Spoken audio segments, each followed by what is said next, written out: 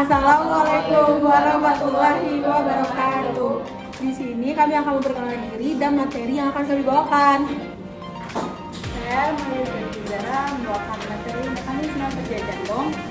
Saya Najwa Bunga-Basari membawakan materi sistem konduksi jantung. Saya Nadifa Ninjauri membawakan materi tentang tekanan darah. Saya Nabila Wadin membawakan materi radial okul. Saya Muhammad Anas Mustafa membawakan materi volume sekunjung.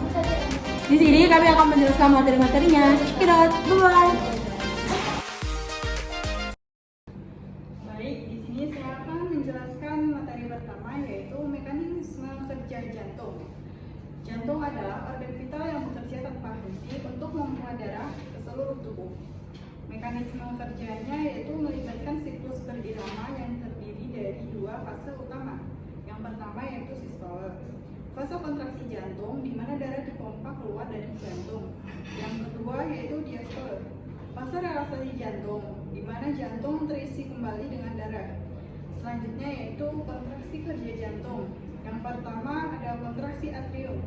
Atrium berkontraksi mendorong darah ke ventrikel. Yang kedua, kontraksi ventrikel. Ventrikel berkontraksi memompa darah ke arteri. Yang ketiga yaitu relaksasi ventrikel. Ventrikel berelaksasi mengisi dengan darah dari atrium. Selanjutnya yaitu sistem kelistrikan jantung. Jantung memiliki sistem kelistrikan alami yang mengatur irama detak jantung. Selanjutnya, impuls listrik berasal dari nodus sinoatrial atau SA yang disebut pacemaker jantung. Selanjutnya, impuls ini menyebar melalui jantung, menyebabkan kontraksi otot jantung. Untuk kesimpulannya yaitu jantung bekerja dengan siklus berirama kontraksi dan relaksasi, dipandu oleh sistem kelistrikan alami untuk memompa darah ke seluruh tubuh. Proses ini penting untuk menjaga kehidupan manusia. Baik, di sini saya akan menjelaskan materi 2 yaitu tentang sistem konduksi jantung. Sistem konduksi jantung adalah jaringan khusus yang bertanggung jawab untuk mengatur irama detak jantung. Sistem ini terdiri dari yaitu yang pertama nodus sinoatrial atau SA, pacemaker jantung yang terletak di atrium kanan. Nodus SA menghasilkan impuls listrik yang mengatur irama detak jantung. Yang kedua yaitu nodus atrioventrikular atau AV, terletak di antara atrium dan ventrikel. Nodus AV menunda impuls listrik dari atrium sebelum diteruskan ke ventrikel, memungkinkan ventrikel terisi penuh dengan darah sebelum berkontraksi.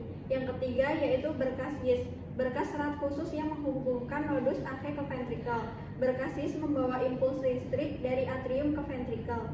Yang keempat yaitu serat Purkinje, jaringan serat khusus yang menyebar di seluruh dinding ventrikel. Serat Purkinje mendistribusikan impuls listrik ke seluruh otot ventrikel, menyebabkan kontraksi.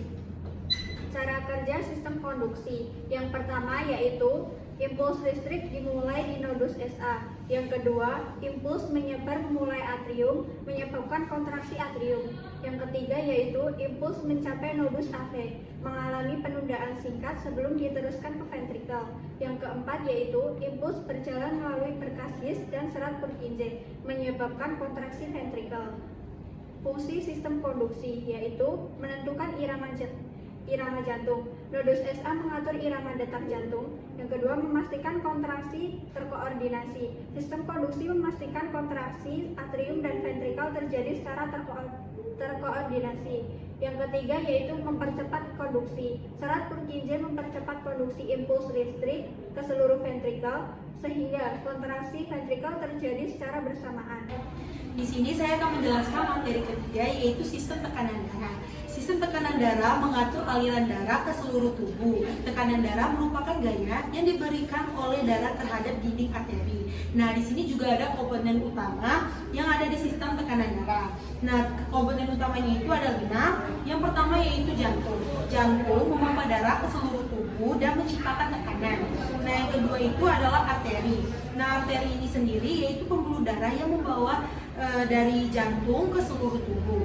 Nah, untuk yang ketiga yaitu vena. Vena sendiri yaitu adalah pembuluh darah yang membawa darah itu kembali ke jantung. Selanjutnya yaitu ada kapila. Nah, kapiler sendiri juga adalah pembuluh darah kecil yang menghubungkan arteri dan vena. Selanjutnya yaitu darah. Darah adalah cairan yang mengalirkan melalui pembuluh darah dan membawa oksigen dan nutrisi ke seluruh tubuh kita. Selanjutnya juga yaitu ada faktor-faktor yang mempengaruhi tekanan darah. Nah, faktor-faktor sendiri itu ada 3. Yang pertama yaitu volume darah, kekuatan kontraksi jantung, dan ketahanan pembuluh darah. Di sini saya akan menjelaskan satu-satu nih teman-teman. Yang pertama yaitu volume darah. Volume darah sendiri yaitu semakin tingginya volume darah, semakin tinggi juga tekanan darahnya. Yang kedua yaitu kekuatan kontraksi jantung. Jadi kontraksi jantung yang kuat akan meningkatkan nih tekanan darah teman-teman atau dalam tubuh teman-teman. Yang selanjutnya yang ketiga yaitu ketahanan pembuluh darah. Ketahanan pembuluh darah ini yaitu pembuluh darah yang sempit atau kaku akan meningkatkan tekanan darah karena kekakuan dalam pembuluhan darah itu sendiri. Yang selanjutnya yaitu ada cara kerja sistem tekanan darah. Cara kerjanya itu ada 2. Yang pertama yaitu tekanan sistolik dan tekanan diastolik. Tekanan sistolik itu adalah tekanan darah yang tertinggi yang terjadi saat jantung berkontraksi dan memompa darah keluar. Yang kedua, tekanan diastolik yaitu tekanan darah yang terendah yang terjadi saat jantung berelaksasi dan terisi kembali dengan darah. Selanjutnya yaitu adalah pengaturan tekanan darah. Pengaturan tekanan darah itu ada 3. Yang pertama yaitu sistem saraf otonom, yaitu mengatur kontraksi jantung dan diameter pembuluh darah tersebut. Yang kedua yaitu hormon seperti renin, angiotensin, dan aldosteron, dan epinefrin, yaitu membantu mengatur volume darah dan tekanan darah pada tubuh manusia. Yang ketiga atau yang terakhir yaitu ginjal. Ginjal mengatur volume darah dan ekstraksi garam dan air dalam tubuh manusia. Nah, kesimpulan dari materi ketiga ini yaitu adalah sistem tekanan darah bekerja secara kompleks untuk menjaga aliran darah yang optimal ke seluruh tubuh kita. Nah, tekanan darah yang sehat atau bagus sangat penting untuk kesehatan dan fungsi organ tubuh manusia. Terima kasih. Baik, di sini saya akan menjelaskan materi 4, cardial output, yaitu cardial output atau CO adalah jumlah darah yang dipompa oleh jantung ke seluruh tubuh dalam 1 menit. Ini merupakan ukuran penting dalam fungsi jantung dan kesehatan kardiovaskuler. Cardial output dihitung dengan mengalihkan volume stroke atau jumlah darah yang dipompa oleh jantung setiap kali berkontraksi dengan frekuensi denyut jantung atau jumlah detak jantung per menit. Rumus untuk cardial output adalah nilai normal cardial output pada orang dewasa sehat adalah sekitar 4 hingga 8 liter per menit. Cardial output dapat dipengaruhi oleh berbagai faktor seperti kondisi jantung, tingkat aktivitas fisik, dan kebutuhan metabolik tubuh. Cardial output CO adalah volume darah yang dipompa oleh jantung setiap menit. Rumus cardial output CO sama dengan stroke volume kali heart rate atau HR. Stroke volume atau SP, volume darah yang dipompa oleh jantung dalam 1 detak. Heart rate HR, jumlah detak jantung per menit. Contoh, jika stroke volume adalah 70 mili dan heart rate adalah 70 detak per menit, maka cardial output adalah CO sama dengan 70 mili kali 70 detak atau menit, sama dengan 4.900 mili atau menit atau 4,9 liter per menit. Faktor yang mempengaruhi cardial output yaitu preload, volume darah yang masuk ke jantung sebelum kontraksi, contractility, kekuatan kontraksi jantung, afterload, tekanan yang harus diatasi oleh jantung untuk memompa darah keluar. Arti penting cardial output yaitu menunjukkan efektivitas jantung. Cardial output yang rendah menunjukkan bahwa jantung tidak memompa darah dengan cukup baik, menyediakan oksigen dan nutrisi. Cardial output yang cukup memastikan aliran darah yang adekuat untuk mengantarkan oksigen dan nutrisi ke seluruh tubuh. Membuang produk sisa cardial output yang cukup membantu membuang produk sisa metabolisme dari tubuh. Kesimpulannya yaitu cardial output merupakan ukuran penting untuk menilai fungsi jantung.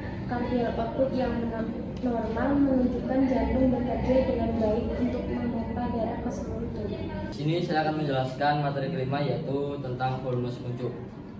Volume sekuncup juga dikenal sebagai stroke volume atau SV adalah volume darah yang dipompa keluar dari jantung dalam 1 detak. Saat jantung berkontraksi atau sistol, ventrikel jantung memompa darah keluar ke arteri. Volume darah yang dipompa keluar dalam 1 detik inilah yang disebut volume sekuncup. Volume sekuncup merupakan salah satu faktor penting dalam menentukan cardiac output atau CO, yaitu volume darah yang dipompa oleh jantung per menit. Faktor yang mempengaruhi volume sekuncup yaitu ada 3, yaitu yang pertama preload, kontraktilitas, dan afterload.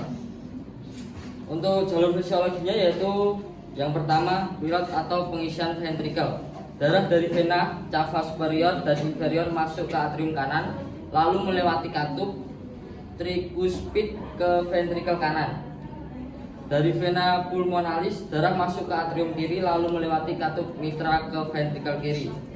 Semakin tinggi preload, volume akhir diastolik, semakin besar peregangan miokardium, meningkatkan kekuatan kontraksi berdasarkan hukum Frank Starling. Yang kedua, kontraksi ventrikel atau kontraktilitas. Saat potensial aksi dimulai oleh nodus sinoatrial atau SA, input menyebar ke nodus antiventrikular AV, lalu ke berkas His dan serabut Purkinje, menyebabkan kontraksi ventrikel. Ion kalsium atau Cr2+ berperan penting dalam meningkatkan kontraktilitas jantung. Kontraktilitas dapat ditingkatkan oleh stimulus simpatik, adrenalin, atau noradrenalin, dan dikurangi oleh kondisi seperti gagal jantung. Injeksi darah afterload. Ventrikel harus mengatasi tekanan dalam aorta dan arteri pulmonalis agar darah dapat dipompa keluar.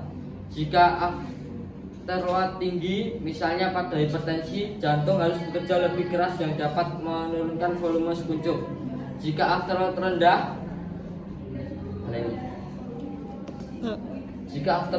lebih banyak darah dapat dikeluarkan dengan lebih mudah. Setelah melalui tahap berikut, volume darah yang dipompa dalam 1 kontraksi dihitung dengan rumus yaitu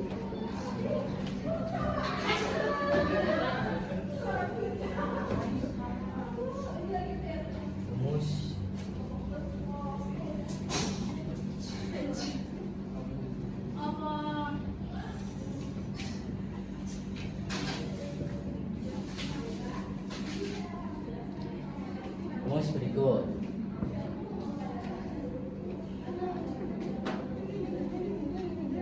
Untuk EDV sendiri yaitu N diastolic volume, volume darah dalam ventrikel setelah diastol atau pengisian penuh.